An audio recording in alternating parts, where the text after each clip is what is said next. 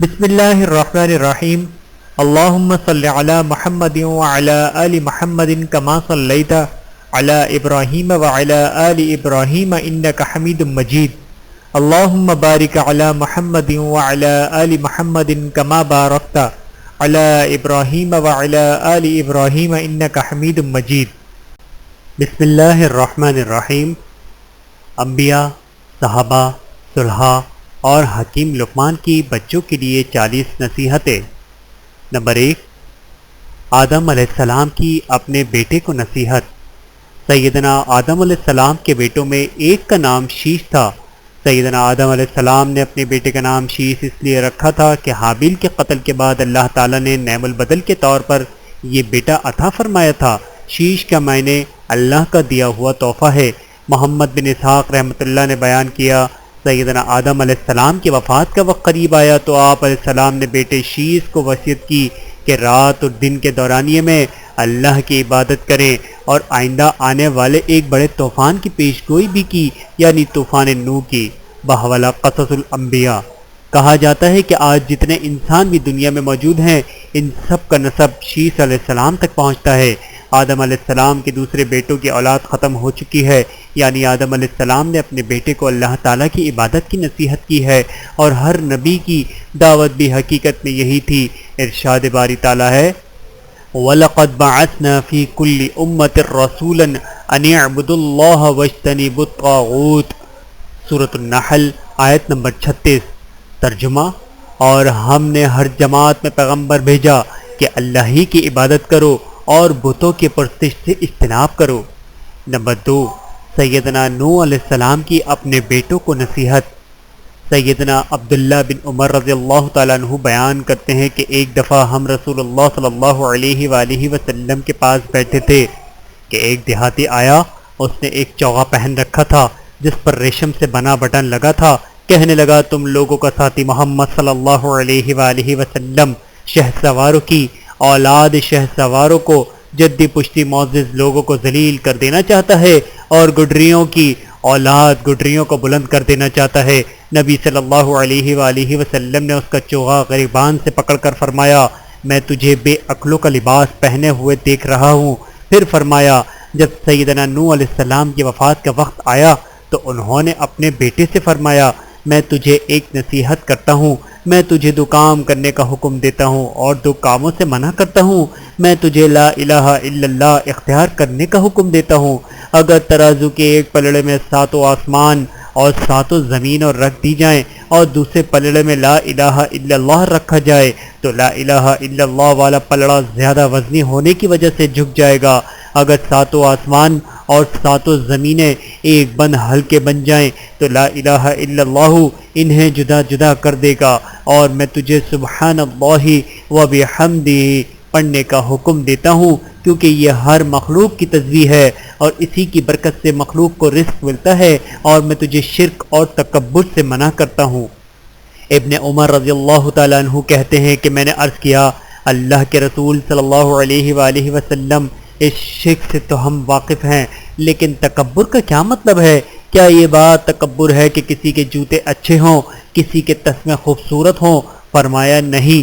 میں نے کہا، کیا یہ تکبر ہے کہ کسی کے پاس حلہ چادروں کا جوڑا ہوا اور وہ اسے پہن لے؟ فرمایا نہیں۔ میں نے کہا کہ کسی کے پاس سواری کے لیے جانور ہو؟ فرمایا نہیں۔ میں نے کہا، یا یہ کہ کسی کے دوست ہوں جو اس کے پاس بیٹھے ہوں؟ فرمایا نہیں۔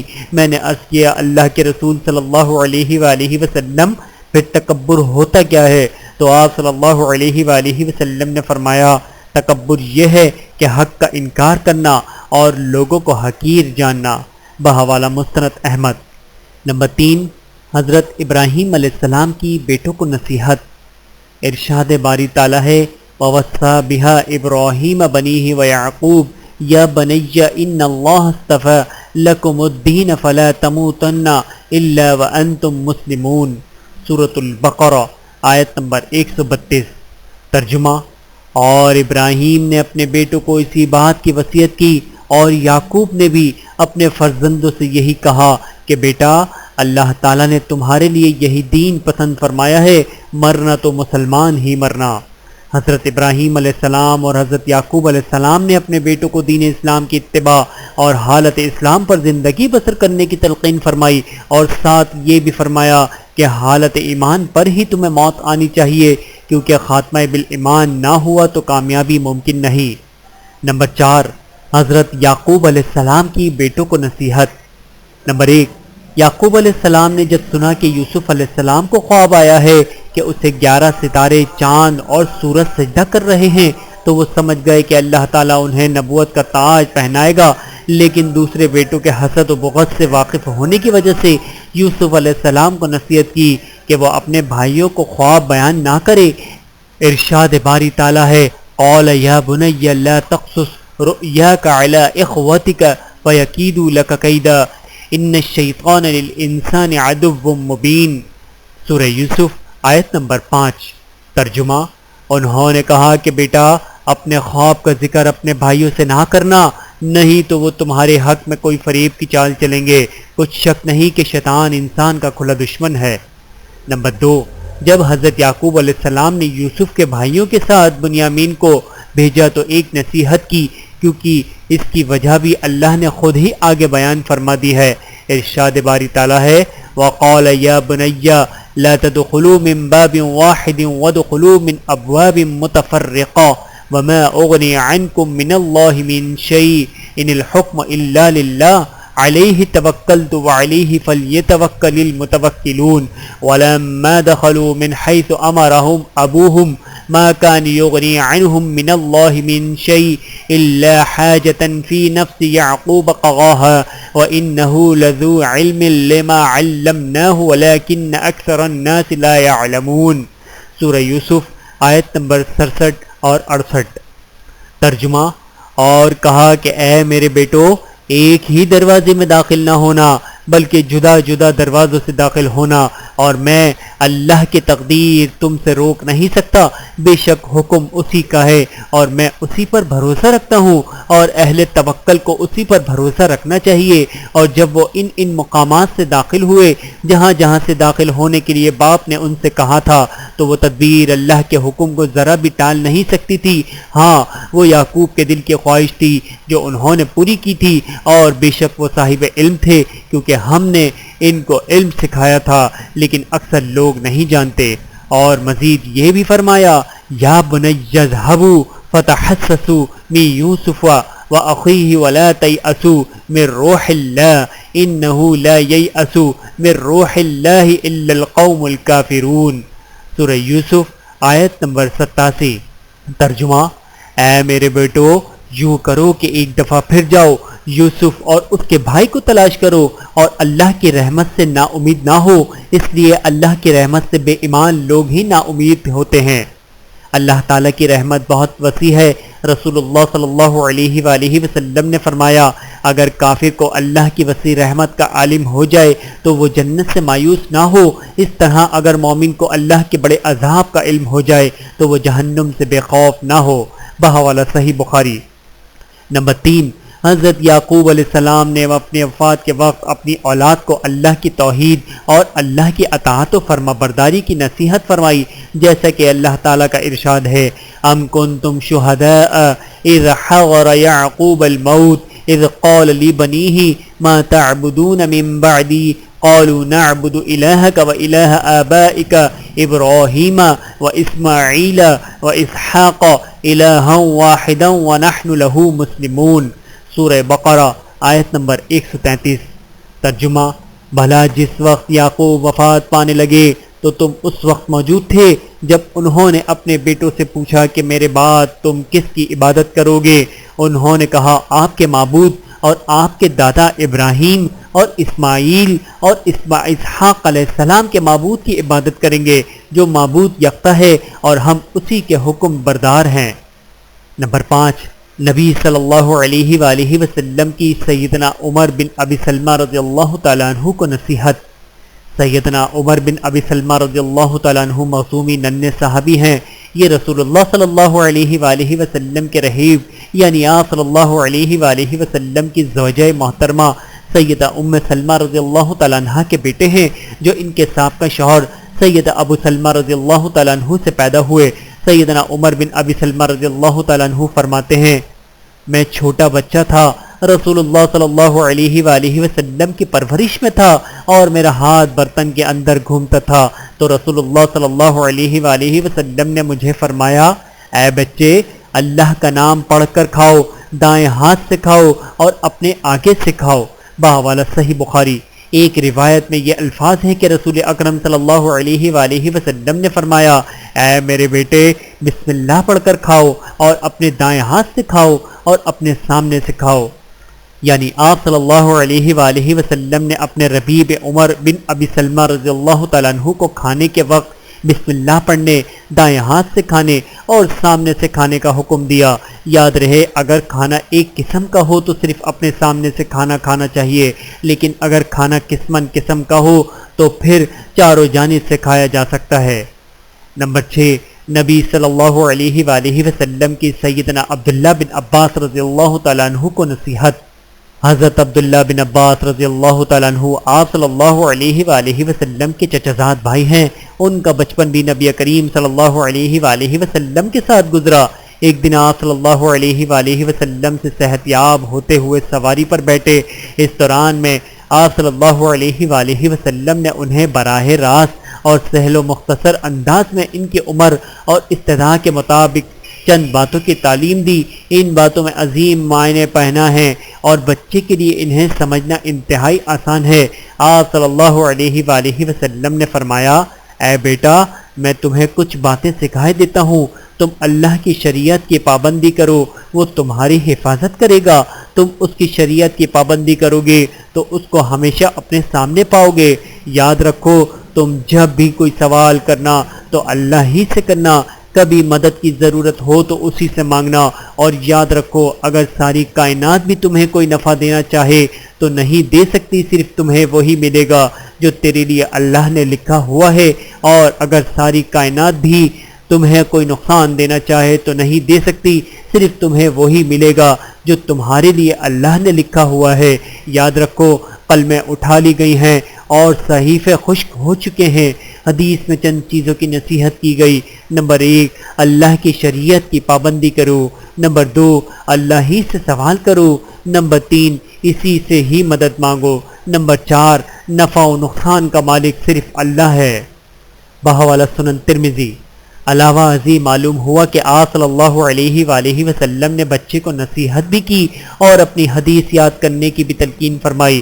نیز ہمارے اسلاف قرآن مجید کے ساتھ ساتھ حدیث نبوی بھی اپنے بچوں کو سکھایا کرتے تھے، کیونکہ وہ دونوں مصدر بچے کے علمی تعمیر کے بنیادی رکن ہیں۔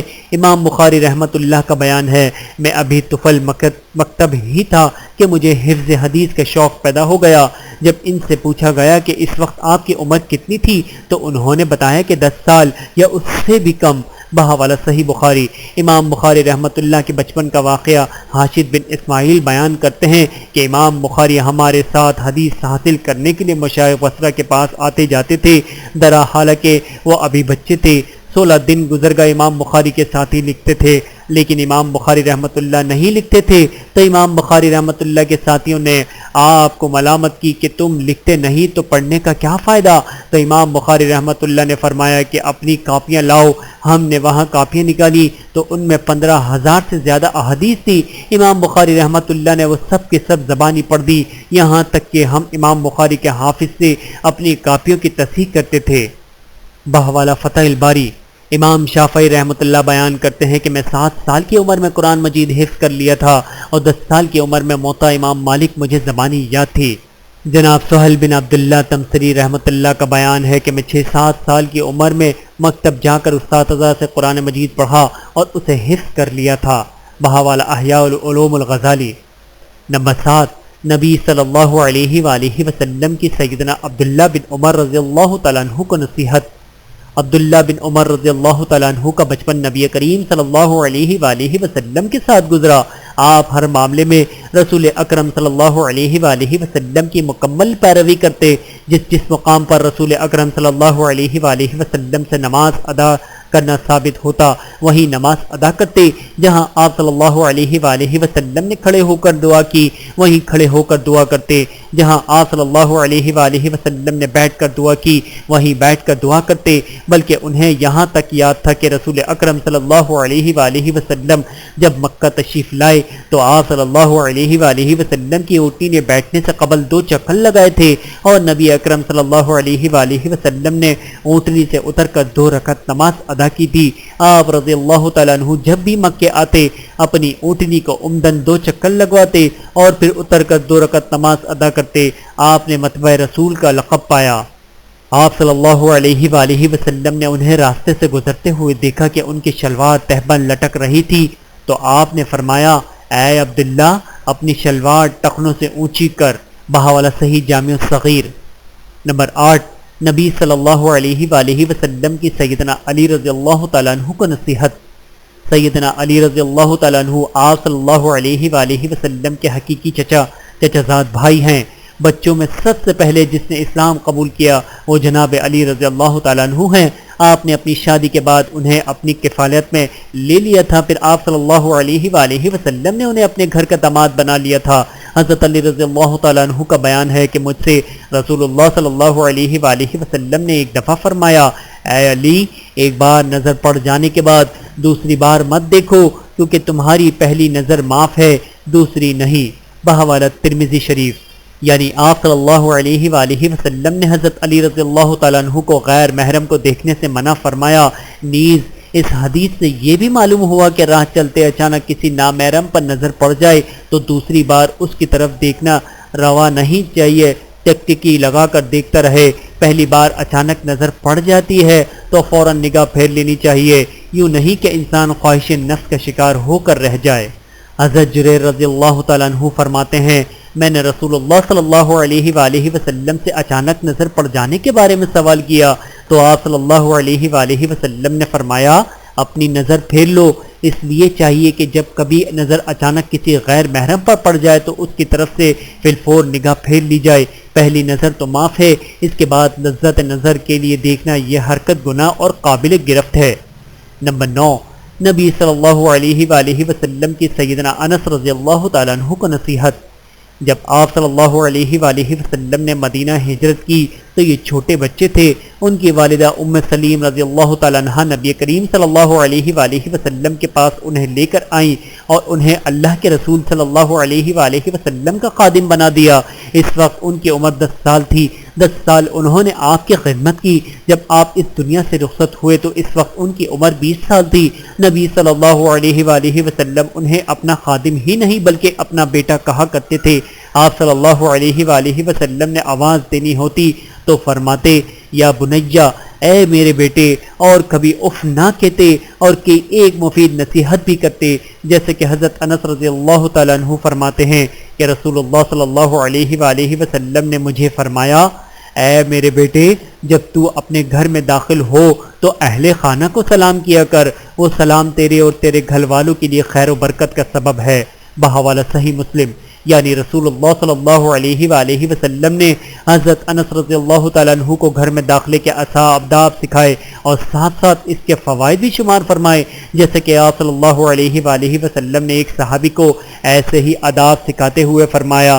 حضرت کلدہ بن جہنبل رضی اللہ تعالیٰ عنہ کہتے ہیں، صفوان بن امیہ رضی اللہ تعالیٰ عنہ نے میرے ہاتھ رسول اکرم صلی اللہ علیہ وآلہ وسلم کے لیے دودھ، ہرن کا بچہ اور ککڑی بھیجی، اور اس وقت رسول اکرم صلی اللہ علیہ وآلہ وسلم مکے کے بالائی کنارے پر، جس کو معلّہ کہتے ہیں، قیام پذیر تھے۔ کلدہ کہتے ہیں کہ میں نے آپ کی خدمت میں یوں ہی چلا گیا تو میں نے آپ کے قیام گاہ میں داخل ہونے سے پہلے سلام کیا اور نہ اندر آنے کی اجازت چاہی۔ چنانچہ نبی کریم صلی اللہ علیہ وآلہ وسلم نے مجھ سے فرمایا، واپس جاؤ، یعنی یہاں سے نکل کر دروازے پر جاؤ اور وہاں کھڑے ہو کر کہو، السلام علیکم، کیا میں اندر آ سکتا ہوں؟ بحوالہ سنن ابی داؤد۔ نمبر 10، سیدہ ام سلیم رضی اللہ تعالیٰ عنہ کی بیٹے کو نصیحت۔ سیدہ ام سلیم رضی اللہ تعالیٰ عنہ کی پوری کوشش ہوتی کہ اس کا بیٹا وہی کام کرے جس نے نبی کریم صلی اللہ علیہ وآلہ وسلم خوش ہوں، اور جو کام آپ صلی اللہ علیہ وآلہ وسلم کی ناراضی کا باعث بنے اس سے دور رہے۔ سیدنا ثابت بن سیدنا انس رضی اللہ تعالیٰ عنہ سے روایت کرتے ہیں کہ میں بچوں کے ساتھ کھیل رہا تھا، نبی کریم صلی اللہ علیہ وآلہ وسلم نے ہمیں سلام کہا اور مجھے ایک کام کے لیے بھیجا۔ میں اپنی والدہ کے پاس تاخیر سے پہنچا تو اس نے مجھ سے پوچھا آج اتنی تاخیر کیوں ہوئی؟ میں نے کہا مجھے رسول اللہ صلی اللہ علیہ وآلہ وسلم نے کسی کام پر بھیجا تھا اس لیے تاخیر ہو گئی۔ میری امی نے پوچھا کیا کام تھا؟ میں نے کہا امی جان یہ ایک راز کی بات ہے۔ میری والدہ نے مجھ سے کہا بیٹا رسول اللہ صلی اللہ علیہ وآلہ وسلم کا راز کسی کو نہ بتانا۔ سیدنا انس رضی اللہ تعالیٰ عنہ فرماتے ہیں اے ثابت اگر میں نے کسی کو رسول اللہ صلی اللہ علیہ وآلہ وسلم کا راز بتانا ہوتا تو تجھے بتاتا۔ بہاولہ صحیح مسلم۔ نمبر 11 سیدنا معاذ بن جبل رضی اللہ تعالیٰ عنہ کی اپنے بیٹے کو نصیحت۔ اے بیٹا ہر نماز الوداعی سمجھ کر پڑھنا اور نماز پڑھتے ہوئے یہ ذہن میں رکھنا کہ تجھے دوبارہ نماز کا موقع نہ مل سکے گا۔ اے میرے بیٹے خوب ذہن نشین کر لے کہ مومن دو بھلائیوں کے درمیان ہوتا ہے اور دنیا فانی سے کوچ کر جاتا ہے، ایک بھلائی جو اس نے آگے بھیج دی اور دوسری جس کو اس نے مؤخر کر دیا۔ اگر ہم میں سے ہر کوئی اپنی نماز کے بارے میں اس منحے پر چلنا شروع کر دے اور اس کی حقیقت کو سمجھ دے تو پھر نماز ایسے ادا کرے جیسے کہ مطلوب و مقصود ہے۔ امام ابو بکر مزنی نماز کے قدر و منزلت پر دست دیتے ہوئے وصیت فرماتے ہیں جب آپ ارادہ کریں کہ آپ کی نماز آپ کو نفع دے تو اپنے نفس کو مخاطب کر کے کہیں کہ اس کے بعد میں کوئی اور نماز نہ پڑھ سکوں گا۔ بہاولہ جامع العلوم الحکم۔ اگر ہم سب اس انداز میں نماز کی ادائیگی شروع کر دیں تو ہمارے احوال بدل جائیں گے اور معاملات درست ہو جائیں گے اور ہماری نمازیں بالکل صحیح ہو جائیں گی۔ چنانچہ صحیح معنوں میں نماز کی ادائیگی انسانوں کو دنیا سے بے رغبتی اور آخرت کے شوق دلاتی ہے، اور یعنی وہی پہلی چیز ہے جس کے بارے میں قبل میں سوال ہوگا۔ سفیان ثوری رحمۃ اللہ فرماتے ہیں اگر آپ منصور بن معتمر کو دیکھ لیں کہ وہ نماز کیسے پڑھتے ہیں تو آپ سمجھیں گے کہ یہ ابھی مر جائیں گے۔ عبداللہ بن مسعود رضی اللہ تعالیٰ عنہ فرماتے ہیں جب تک آپ نماز کی حالت میں ہیں آپ شہنشاہ کا دروازہ کھٹکھٹا رہے ہیں، اور جو شہنشاہ کا دروازہ کھٹکھٹاتا ہے اس کے لیے دروازہ کھول دیا جاتا ہے۔ نمبر 12 سیدنا ابو درداء رضی اللہ تعالیٰ عنہ کی اپنے بیٹے کو نصیحت۔ ابن ابی درداء رحمۃ اللہ کہتے ہیں کہ مجھے میرے والد محترم نے نصیحت کی اے میرے بیٹے مسجد کو اپنا گھر بنا لے، کیونکہ میں نے رسول اللہ صلی اللہ علیہ وآلہ وسلم سے سنا ہے آپ صلی اللہ علیہ وآلہ وسلم نے فرمایا تھا مساجد اللہ تعالیٰ کے گھر ہیں، یقیناً اللہ تعالیٰ اس کے سکون اور راحت کا ضامن ہے۔ جس نے مساجد کو اپنا گھر بنا لیا یعنی اکثر وقت مسجدوں میں گزارتا ہے اور پل صراط سے گزر کر جنت میں جانے کے لیے اللہ تعالیٰ آسانی فرمائے گا۔ بہاولہ بہقی شعیب الایمان۔ نمبر 18 معتمر بن سلیمان رحمۃ اللہ کہتے ہیں کہ میں کوفے میں تھا تو میرے والد محترم نے مجھے خط لکھا اے میرے بیٹے کتابوں کو خریدا کر اور علم کی باتوں کو نوٹ کر لیا کر، کیونکہ مال تو ختم ہو جائے گا لیکن علم ہمیشہ باقی رہے گا۔ بہاولہ بہقی شعیب الایمان۔ نمبر 14 سلیمان بن داؤد رحمۃ اللہ نے اپنے بیٹے کو نصیحت۔ یحییٰ بن ابی کثیر رحمۃ اللہ کہتے ہیں کہ سلیمان بن داؤد رحمۃ اللہ نے اپنے بیٹے کو نصیحت کرتے ہوئے کہا اے میرے بیٹے جھگڑے سے بچ، کیونکہ اس کا فائدہ تھوڑا ہوتا ہے مگر یہ بھائیوں کے درمیان دشمنی کو پیدا کر دیتا ہے۔ بہاولہ بہقی شعیب الایمان۔ نمبر 15 امام غزالی رحمۃ اللہ کی اب بچوں کے متعلق نصیحت۔ امام غزالی رحمۃ اللہ فرماتے ہیں بچے کو اس بات کا عادی بنایا جائے کہ وہ کسی کی نشست گاہ کے پاس نہ تھوکے، نہ بلغم پھینکے اور جمائل لیتے ہوئے منہ پر ہاتھ رکھے، کسی کی طرف پیٹ کر کے نہ بیٹھے اور نہ ہی پاؤں پر پاؤں رکھے، اپنے ہاتھ کو تھوڑی کی نیچے رکھ کر اور سر کو کلائی کو سہارا دے کر نہ بیٹھے کیونکہ یہ سستی کی علامت ہے۔ اسے بیٹھنے کا طریقہ سکھائے، اسے زیادہ باتیں کرنے سے منع کرے، اسے یہ بتائے کہ زیادہ باتیں کرنا بری حرکت اور کمینوں کا کام ہے، قسم اٹھانے سے تو بالکل ہی روک دیا جائے، خواہ وہ سچی ہو یا جھوٹی۔